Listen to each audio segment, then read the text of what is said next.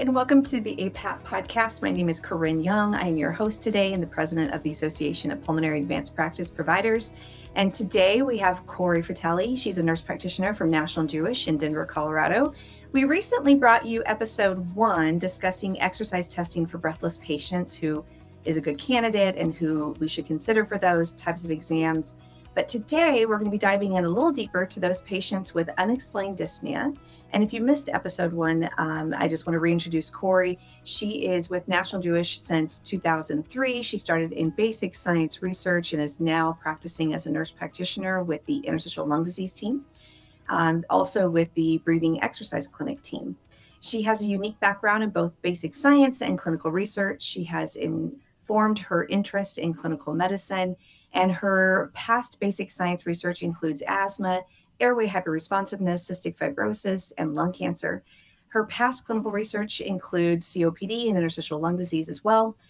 Presently, she is interested in how research translates into personalized medicine. Her clinical focus is mainly ILD and shortness of breath while exercising, but also she sees general patients as well. Recently, she won a travel grant to the UK to study breathing pattern disorders, which we're going to talk about today, and she'll be studying at the universities there. So let's just kind of dive right into these breathless patients that may or may not have had exercise testing, and you're trying to figure out, is this dysfunctional breathing? Is it not? What exactly is that? So help us unwrap that whole package. Yeah, thanks for having me again, Corinne. I'm actually really excited about this topic today. We all have known about breathing pattern disorder, or what some people call dysfunctional breathlessness or hyperventilation or overbreathing syndrome. We hear it called a bunch of things, but it's usually classically been this wastebasket diagnosis in the United States. And I'm trying to turn those tables so that we're treating it more often. But kind of to ride on the last episode, if you have this patient with unexplained dyspnea and you did all these exercise tests and everything is normal and they have normal upper airway function, and oftentimes what you'll see on the test report is abnormal breathing pattern or dysfunctional breathing. You don't ever really see breathing pattern disorder written. So it's kind of a term that I've more pulled from the providers in the UK who have been treating this. But ultimately, it's a condition in which patients describe, a different constellation of symptoms. And that can include dyspnea or shortness of breath with exertion or at rest. They can have chest tightness, chest pain. They'll often say, I yawn a lot when I'm sitting, or I sigh breathe, which is, and it doesn't happen continuously. It can happen several times a day. And sometimes they even experience like numbness and tingling in their extremities. And I have to say the research behind this and the literature around it isn't perfectly characterized. So patients who exhibit this breathing pattern disorder will demonstrate a degree of erratic breathing, whether it's at rest and or with exercise. And what you'll mostly see is a hyperventilation that's present, as well as mostly an upper chest type phenotype of breathing. Wow. I mean, when you said sigh breathing and yawning a lot, I think we've all heard that from our patients. And we're like, maybe you just need to get up and move around. Maybe you're just hypoventilating, sitting the way you are, that type of thing. So very interesting that is a phenotype of that type of patient. Do we have an idea of what the physiology behind it is, or the biochemistry behind it? Yeah, we have some theories, right? We can break it down into mainly 3 categories. Like, it could be related to biomechanics. Like, how do we move? What our posture is involved in that? Are we breathing through our mouth? Also, culture plays a huge role here. We're told as young children, and maybe this hits women more, to suck it in or pull your tummy in. And we often wear tight clothing. So all of those features can affect our biomechanics of breathing. Biochemistry definitely plays a role here. We think about the acid-base balance of carbon dioxide to oxygen. What is their pH level? Allergies play a role here too, because if we have high levels of histamine, that can increase breathing rate. If you have a high sugar or high processed diet, there's some theory that this weighs in. Uh, Apparently, if you have too much caffeine, if you have increased heart rate, it increases the breath rate. Alcohol would do the opposite. It would decrease your respiratory rate in some cases. Pain medication falls into that category. Hormones like progesterone. It's interesting because as I go on, I think, wow, there's a lot of things that influence this, right? Lack of exercise or deconditioning, heat, humidity, altitude plays a huge role, and we see that a lot in Colorado. And then the last component is psychological concerns like stress, anxiety, panic disorder, pain. And so when we think about all the things that can cause breathing pattern disorder, it's quite a long list.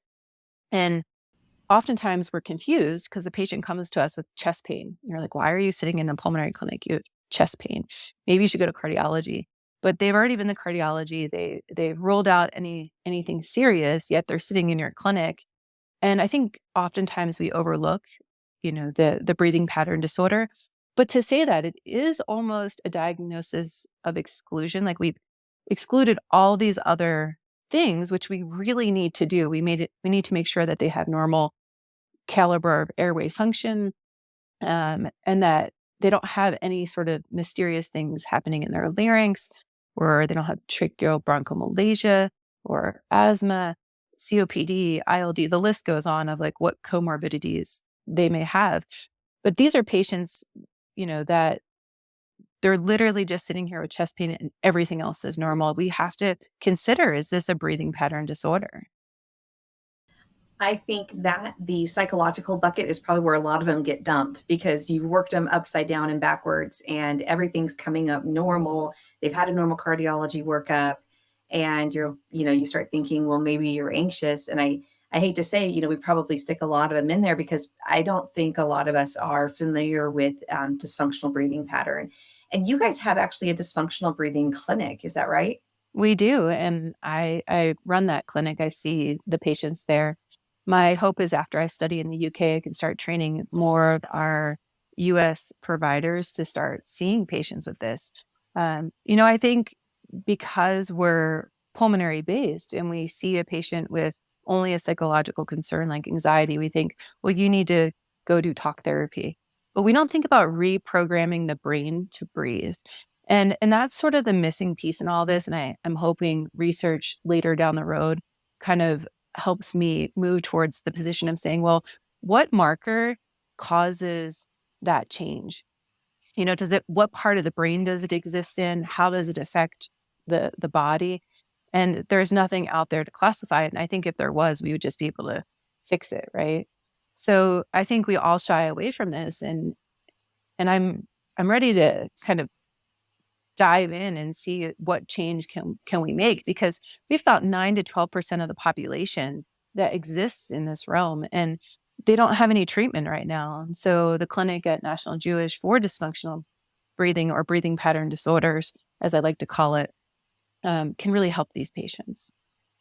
Yeah, I remember you and I were working on an ILD project, and in passing, you mentioned, "Oh yeah, in our dysfunctional breathing clinic," and I was like, "I'm sorry, what? There's a what?" And I'm in Colorado Springs. You're in Denver. You're right down the hill from me, and I don't know that this exists. I have a feeling a lot of people don't know something like this exists. Do you know? Are there other clinics across the U.S. or other universities that are doing this? Yeah, I think there's possibly one in Texas. The approach to treatment is not standardized. So it's really like we're playing with the art of medicine. And, I bring in my background of massage therapy and um, my yoga training, as well as my pulmonary training to treat these patients. And my approach is very similar to the approach that the UK providers use. And the UK has been treating this for years. And, they truly are the specialists in this. And so I'm excited to go and study with them and bring their techniques specifically back to our clinic. and really transform the way this is treated across the US. You know, bigger goals for me is to take this out to the local communities and teach providers, not just at National Jewish, but across the US, of how do we treat this. And so not everyone has to come to National Jewish specifically, but they can seek treatment all over the US. So when should we be thinking of these patients? Like when should we say this might be a dysfunctional breathing disorder? Yeah. So if you have ruled out every other possible comorbidity, like you've tested for asthma, you've checked smoking history, they don't have COPD, they don't have interstitial lung disease, they don't have tracheobronchomalacia. Maybe you've done every breathing test and scan you can think of, and that includes diaphragmatic function. It's super important to make sure their diaphragms are functioning. So maybe you've done supine and upright PFTs, you've done sniff testing. You really think the next step is, okay, let's just get you on, an exercise machine and see whether it's a treadmill or a bike. And, everything looks fine, except that result says, you know, erratic pattern of breathing, or sometimes it will say dysfunctional breathing. And we can talk a little bit more about the terminology and my thoughts around that. But once you get that diagnosis, you know that you've ruled out everything else. It's time to think about, okay, how do we retrain their breathing pattern so that they're not suffering anymore? That's great.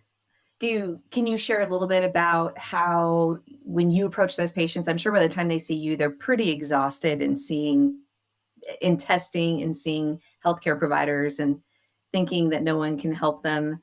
I'm sure when you see those patients, they feel pretty helpless, or you're my last hope, kind of situation. How do you approach those patients? How should we be talking to them about, if we're going to, let's say in a couple of years, there are these referral centers that we can send you for dysfunctional breathing. How does that transition look like? I think it starts with terminology. Classically in the US, we call it dysfunctional breathing. And I think that terminology has really negative connotations for the patient. I've actually talked to my patients about this, like, what should we call it? And dysfunctional means that I'm dysfunctional. We hear I'm dysfunctional. I have a problem. It's always going to exist. I can't fix it. And then breathlessness, they don't always have breathlessness, right? They have chest pain. And they'll say to you, well, I don't have dysfunctional breathing. I have chest pain.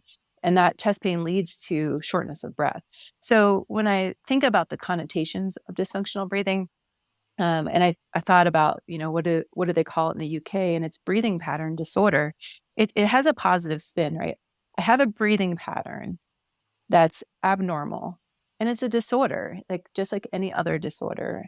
It can be treated, it can be fixed. And so first of all is just saying this can be treated, and setting a positive tone in clinic. Because like you said, these patients are exhausted. They've gone through numerous walk testing, numerous breathing testing. We've exercised their body to the max. And then they're sitting in front of me and you're saying, they say to me, you're saying I've done all these things and all I need to do is retrain my breath. And it sounds easy, but it's probably the most difficult thing to ask patients to do, because we're a pill society, right? We like taking pills and fixing our problem. But this is a concerted effort for them to get to know their body a little bit more, get to know their breathing a little bit more. And it oftentimes starts at rest. And patients will say, no, I have this problem when I'm exercising. And you're telling me I have to do this at rest too. And it really affects the body and its physiological state in all forms. So at rest and with exertion. And so I really, one, set a positive tone in clinic. Two, I tell them this is a stepwise process. Like, it starts with paying attention at rest. Like, how's your body breathing? And what do you notice? What are the symptoms? And I like to track it by questionnaires. It gives them some like actual questions to look at and reflect on and think about. And then when I see them in follow up, we do those same questionnaires. And then we just decide, are they ready to exert themselves now? Can they do this? And sometimes we go to do that and it's 2 steps backwards, in order to go forward. And so we hang in this limbo for a while. So you really have to be a positive force and reinforce patients that they're doing the right thing. It just takes time to assimilate that change in the brain so that it becomes more automatic. So it's like developing a new habit. You're trying to get them to break one and initiate another. Yeah. And one thing I want to speak to is, I had one provider tell me, well, just send them to a yoga class. What I'm doing is not yoga, right? I have a background in yoga, and I think it informs the way I approach the breath retraining, but it is not anything that they do in yoga. And not all teachers out there, yoga teachers, are trained specifically in retraining the breath. There are a subset of teachers out there that do really well with this, but the vast majority don't. And so just be really wary. Do not send your patient to a yoga class because you think that that's going to solve their breathing pattern disorder. It's not true. They really need focused care from a provider who understands their physiology as well as their symptoms and also the breath retraining. Could you give us a little brief demonstration of the types of breathing training you give them at rest, for example? Yeah, so typically, what I do is I first will lay them supine and I watch their breathing. I just see what their normal pattern of breathing is, and then I do that in seated and standing as well. And usually they're chest breathers, meaning they breathe with the upper part of their chest as opposed to their rib cage expanding. And I like to have the analogy of a can, right? Just like a can of beans, where the sides of the can represent the rib cage, the bottom of the can represents the diaphragm, and the top of the can represents the clavicles. And I get them to start thinking about their body in a three-dimensional way. And when you begin to tell the patient you're a three-dimensional being that can breathe from all sides, sometimes that self-corrects in a very easy way. They can find their lower rib cage, but sometimes they can't. And so I do hands-on manipulation to actually get them to push my hands away with their lower rib cage. And there's a technique at which you're compressing that lower rib cage. They breathe into it, and I let go, and they suddenly find this burst of air that goes into their lower rib cage, and it's pretty powerful. I've even tried it on some providers in clinic who were skeptical, and they're like, "Oh wow, yeah, I can actually really feel that." And those are my initial steps into getting them to find their lower ribs. And for some patients, that's as far as we get, and others, they're ready to go on to more like actual focused breathing. So we focus on, you know, the inhale being a certain length of time and the exhale being subjectively longer, or even sometimes we count it longer. And the count is different for all patients. I think standard, I start like 4 counts on an inhale and 6 on an exhale. And the theory behind that is if you're hyperventilating, right, and you're breathing pretty fast, usually your rate of breathing, we'll say, is 2 inhale, 1, 2, exhale, 1, 2. And what happens is your chest is moving so fast to keep up that if you just lengthen the exhale just a bit, you have then a longer pause to bring that inhale in. For patients, it's a bit harder to change the inhale, I find, but they can easily exhale a little bit more air without force. And because everybody's chest cavity is a different size, it is really personalized medicine to decide like what is your breath count and how does that work. But standard, I usually have the exhale a little bit longer, and we see how that works. And I usually have them try it for a month, as well as having biofeedback with their own hands, just feeling that lower rib cage movement again. It is really like a fine dance between their ability to understand what biofeedback is and how it works in the body, and their effort to do it, as well as their understanding. Like, don't rush the process. I mean, this definitely is something you need to have a very engaged patient to do, right? This, like you said, it's not a take a pill and get better, do this procedure and get better. Do you feel like your patients at this point, because they've been through everything and they're obviously desperate enough to do something about it, are pretty engaged? Or do you feel like it's a mix of patients that engage and patients that don't? I find that all of my patients are engaged. Yeah, I would imagine by that stage, for those reasons, probably they're pretty engaged. Yeah. Well, I joke about how I love rules. I love black and white. And if I knew how gray medicine was, I probably would not have gone into it. And this sounds like it's a pretty gray area. It's still, something that's new and developing. And I'm sure there's some unfair things about this disorder that it probably does not exist in a silo by itself, right? There's probably other things that influence it or can be concomitant. Yeah. And I think it's important to note. So we're talking about patients who have breathlessness or atypical symptoms like chest pain, and we've rolled out cardiology, concerns. And here they are sitting in clinic. There's also those subset of patients where they do have comorbidities and have dysfunctional breathing. And I think you really have to be aware of that too. So breathing pattern disorder has been studied really regularly in asthmatic patients. And in the US, that's kind of how we know it is. Most asthmatics have a breathing pattern disorder, which is true. It does exist. And if you think about, I know most of our pulmonary providers could relate to this next reflection. We see that asthmatic patient in clinic, and they're like, "Well, I can't tell if I'm having an exacerbation, or if my anxiety is driving the symptoms that I'm feeling." Right? I mean, all of us can relate to that. And honestly, what we're talking about in breathing pattern disorder is that link between the brain and the body. So what I've found actually in a lot of my patients too, because I see patients who do have comorbidities as well, is that if they do have asthma or if they do have COPD or ILD, those underlying conditions need treatment first. You have to maximize that treatment before you even then begin to retrain their breathing. And I find that their process is even longer. It's going to be even more strenuous for them to do. Like, even if the techniques are the same, if they have this comorbidity, it's a constant, well, is that my asthma exacerbation? Is that my anxiety?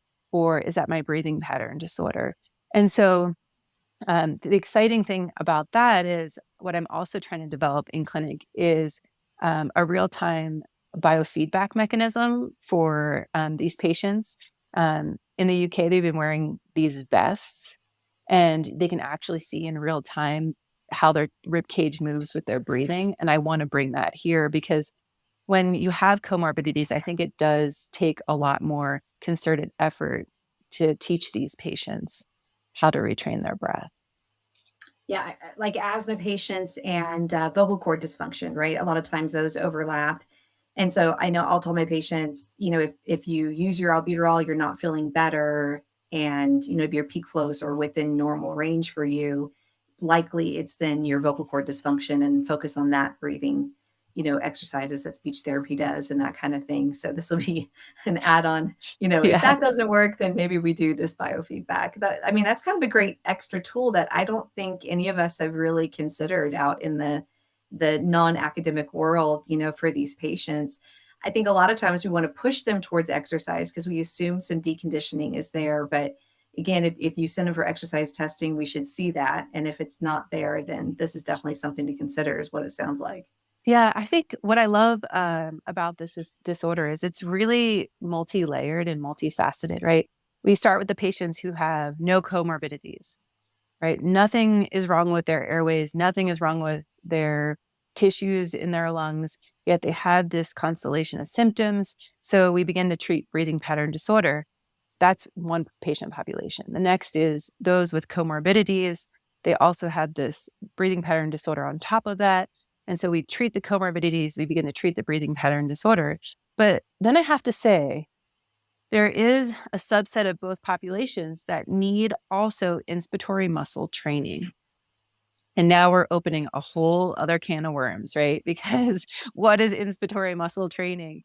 And that's actually getting the muscles of inspiration, the muscles we use to breathe in, stronger. And some of those patients do need that, especially after they've done the breath retraining. And I notice, their diaphragmatic function is intact. This falls into that world of deconditioning. Like, maybe they need to build their muscles, kind of like lifting weights for a bicep curl. Instead, they're doing inspiratory muscle training with these devices that help strengthen the muscles for inspiration. I have applied for a grant, and I'm crossing my fingers that I get the grant, because I think there are part of the population that I'm also already treating that need this. But the roadblock is the cost of the inspiratory muscle training device. But if I can get patients this device through the grant and start studying this, I think we'll, have more of a foundation to say, as a culture, look, we need this device. Kind of similar to when the aerobica came into fashion. It wasn't, immediately accepted by the community, and now we can prescribe it. I think that inspiratory muscle training devices are going to be similar, but there needs to be research on it. Right. Absolutely. I have a feeling a lot of information is probably going to be coming out in the next year or so, probably a poster at least and a paper. Definitely share that with us so we can share it with everybody else. I do want to go back a little bit because the chest pain component, do the majority of these patients have a chest pain complaint, or could you give it a percentage? Because I know not probably all of them have chest pain. Yeah, I think it's a really small percentage, actually. What I find is that the patients who typically have anxiety, and I don't mean anxiety that's been fully diagnosed. We have some high functioning people with anxiety that is pretty subclinical. And, they'll say, I'm stressed and I feel chest pain. It's more of those patients that will express chest pain. At least I find in my clinic, and maybe that's generalizing, but I'd say yet to be determined, but that's what I've been seeing. Okay. But the majority is, I just can't tolerate activity. I'm breathless in the things that I do. And some of them even breathless at rest. Yeah, they'll say, usually they won't characterize themselves as breathless at rest, but they'll come in and they'll say, I'm short of breath when I exercise, or I've, some patients who say, I just can't keep up with my friends when I'm walking a normal pace. I feel like I'm breathing really heavy. And when you inquire a little bit further about their breathing at rest, they'll say, I'm sighing, during the day, or I'm yawning more, or I feel like I have a hiccup in my breath, where I have to take an extra breath in order to feel better, or I consciously have to take a deeper breath during the day. That's awesome. I mean, these are definitely complaints we hear from our patients all the time. And it's very frustrating on our end when you have turned them upside down and backwards with all sorts of testing and you don't know what it is. So it's very exciting to hear that there's something on the horizon that you're already tackling, and, hopefully will trickle down to all of us to offer these patients. So I encourage everybody listening, maybe look to your university and research centers to see if maybe there's a dysfunctional breathing clinic, in your area for those patients. Cori, is there anything else you want to add, or anything else you think is important for people to know or think about around this disorder? I think just have an open mind, and then know that breathing pattern disorders exist and there's treatment for it. And if you find a treatment center, please reach out and let me know. I'd love to be in communication with them and establish, a partnership, because we're all in this together. This is going to be a whole new subspecialty. I just have a feeling. I think so too. Yeah. All right. Well, Cori, thank you so much for joining us today. I learned a lot. I think everybody is, and have given us hope that there is something maybe we can do for these patients. If you missed episode 1, it's on our podcast channel. Please take a look at that. It dives a little deeper into exercise testing and what do these results mean, and which patients should we be looking at, again, for these patients who are breathless for maybe idiopathic causes at that time or reasons. And please subscribe and follow our podcast. That's the best way to support APAP. And we'll talk to you guys later. Thanks, Corinne.